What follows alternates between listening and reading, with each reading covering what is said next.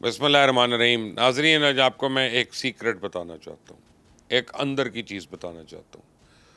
یہ جو ہندوستان کی اکانومی ہے نا، یہ صرف ایک دھوکہ ہے، ایک ایسا بھرم ہے جس کی چمکتی پیکیجنگ کے اندر ایک کھوکھلی حقیقت چھپی ہوئی ہے. یہ وہ کہانی ہے جو آپ کو میڈیا کی سرخیوں میں نہیں ملے گی، کیونکہ یہ کہانی ہے ایک جعلی معاشی بلبلے کی، ایک ایسے بلبلے کی جو کسی وقت بھی پھٹ سکتا ہے. ہمارے پڑوسی ملک کے حکمران تو سینہ تان کر کہتے ہیں کہ ہم نے جاپان کو پیچھے چھوڑ دیا، ہم دنیا کی چوتھی بڑی معیشت بن گئے. آپ دیکھیں، لیکن آپ کمپیئر کریں، آپ جاپان کو دیکھ لیں، فرانس کو دیکھ لیں، جرمنی کو دیکھ لیں، یو کے کو دیکھ لیں، کہیں بھی آپ کو لگتا ہے کہ انڈیا ان میں سے کہیں سے بہتر ملک ہے؟ مودی تو گارنٹی کا ڈنڈورا پیٹا جا رہا ہے. لیکن کیا یہ واقعی ایک حقیقت ہے؟ نہیں، بالکل نہیں دوستو، یہ حقیقت نہیں ہے. یہ ایک خطرناک ڈرامہ ہے جس کے پیچھے کچھ لوگ پوری قوم کو یرغمال بنائے ہوئے ہیں. اس چمکتے ہوئے $4 ٹریلین کے پیچھے ایک ایسا گہرا اندھیرا ہے جو ہندوستان کو مزید غربت میں دھکیل رہا ہے. یہ وہ جال ہے جس نے ملیشیا اور برازیل جیسے ممالک کو کچل دیا.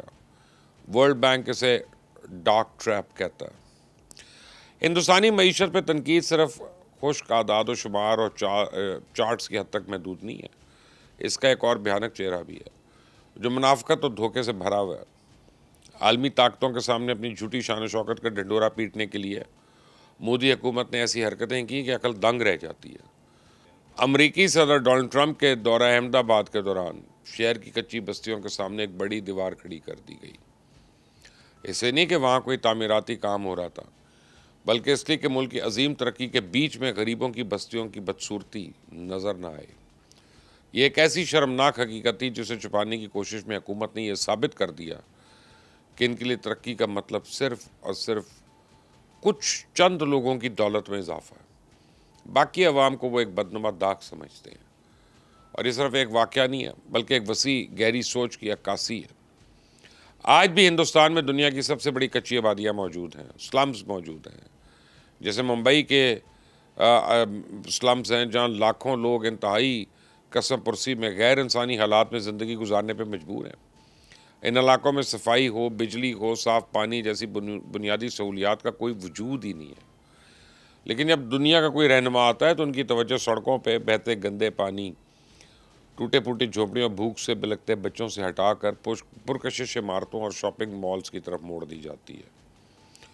یہ منافقت ہی ہندوستان کی معاشی پالیسیوں کا ایک اہم حصہ بن چکی ہے. حکومت غریبی کو ختم کرنے کی بجائے اس کے ثبوت کو مٹانے میں مصروف ہے، یا اس کے ثبوت کو چھپانے میں مصروف ہے، کیونکہ اس کے نزدیک غربت کوئی معاشی مسئلہ نہیں بلکہ ایک پبلک ریلیشنز کا مسئلہ ہے جسے چھپا کر بہترین نتائج حاصل کیے جا سکتے ہیں. لیکن اب آپ کو یہ بتایا جائے گا کہ جی انڈیا کی معیشت ترقی کر رہی ہے، ان کی جی ڈی پی بڑھ رہی ہے. حقیقت کچھ اور ہے. حقیقت یہ ہے کہ ہندوستان ایک اکانومی نہیں، یہ 3 الگ الگ ممالک کا مجموعہ ہے جو ایک دوسرے کے اوپر کھڑے ہیں. 1% جو ہے 1%، وہ ٹاپ کے لوگ ہیں، فن لینڈ والی زندگی گزار رہے ہیں. ان کی سالانہ آمدنی جو ہے وہ $15,000 سے بھی زیادہ ہے، اور وہ گلوبل جابز کرتے ہیں. پھر درمیانی آپ سمجھیں کہ 300 ملین ہے جو بنگلہ دیش کے لوگوں کی طرح زندگی گزار رہے ہیں. وہ غربت سے بچنے کی کوشش تو کرتے ہیں، لیکن ایک میڈیکل بل بھی انہیں واپس غربت میں دھکیل سکتا ہے. اور پھر 1 ارب لوگ ہیں جو افریقہ کے غریب ترین علاقوں کی طرح زندگی گزارتے ہیں. ان کی سالانہ آمدنی صرف $1,000 ہے. نہ مناسب صفائی، نہ بجلی، نہ ڈیجیٹل رسائی. کیا یہ وہی نیا ہندوستان ہے جس کا خواب دکھایا گیا؟ جی نہیں، یہ ایک ادھوری کہانی ہے، ایک انکمپلیٹ سٹوری ہے. اب آتے ہیں اس بلبلے کے مرکزی کرداروں کی طرف. امبانی اور اڈانی، یہ 2 نام ہیں جو معاشی سلطنتیں ہیں جو ہندوستان کی معیشت پر اہم شعبوں کو کنٹرول کرتی ہیں. یہ لوگ صرف کامیاب تاجر نہیں ہیں، یہ وہ انجنز ہیں جو اس معاشی بلبلے کو ہوا دے رہے ہیں.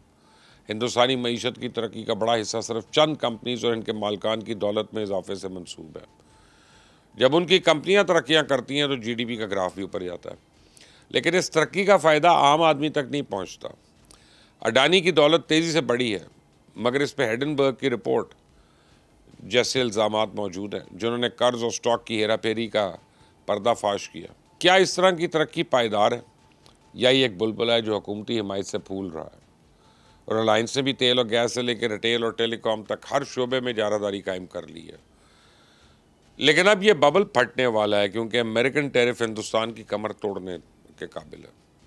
یہاں ایک بات صاف ہے کہ جب چند لوگوں کے ہاتھ میں معیشت کی طاقت ہو، ملک کی نہیں صرف اپنی ترقی کے لیے کام کرتے ہیں۔ یہی وجہ ہے کہ $4 ٹریلین کی معیشت بھی عام آدمی کی زندگی میں کوئی تبدیلی نہیں لا سکتی ہے۔ ہمیں یہ سمجھنا ہوگا کہ وہ اس جال میں کیوں پھنس رہے ہیں۔ ملیشیا نے بھی ہندوستان کی طرح سستی لیبر پر اپنی معیشت کی بنیاد رکھی، لیکن ان کی واحد قیمت صرف سستی مزدوری تھی۔ جب ان کی اجرتیں بڑھیں تو کمپنیاں وہاں سے نکل کے ویتنام، تھائی لینڈ، انڈونیشیا چلی گئی کیونکہ وہاں مزدوری سستی تھی۔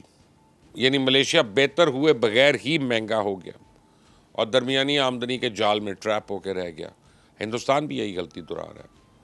وہ میک ان انڈیا کے نام پر فونز اور کارز استعمال کر رہے ہیں، اسمبل کر رہے ہیں، لیکن انہوں نے جدت اور تحقیق پہ توجہ نہیں دی ہے، R&D نہیں ہے۔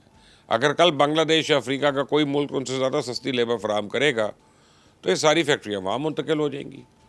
تو اب جنوبی کوریا کی کہانی پر آتے ہیں۔ یہ کوئی جعلی معجزہ نہیں ہے، یہ ایک حقیقی تبدیلی ہے۔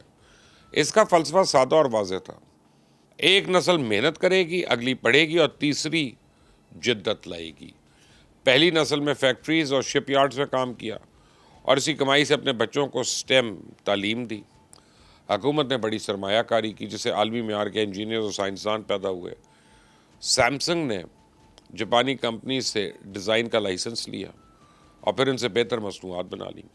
اس بعد ان موجودین کی نسل نے پیٹنٹ فائنل کیے، سٹارٹ اپس بنائے اور عالمی برانڈز جیسے سیمسنگ ہے، ہیونڈائی ہے، ڈیوو ہے، ان کو جنم دیا۔ آج صرف الیکٹرانکس نہیں بناتے، وہ ان کے دل یعنی چپس اور ڈسپلے یہ سب کچھ بناتے ہیں۔ یہی وجہ ہے کہ آج ساؤتھ کوریا کی فی کس آمدنی $33,000 ہے۔ ہندوستان میں کیا ہو رہا ہے؟ وہ ہر سال لاکھوں گریجویٹس تو پیدا کر رہا ہے، لیکن 45% سے زیادہ ملازمت کی مہارت نہیں ہوتی ہے۔ یعنی 45% سے زیادہ کو ملازمت نہیں ملتی ہے۔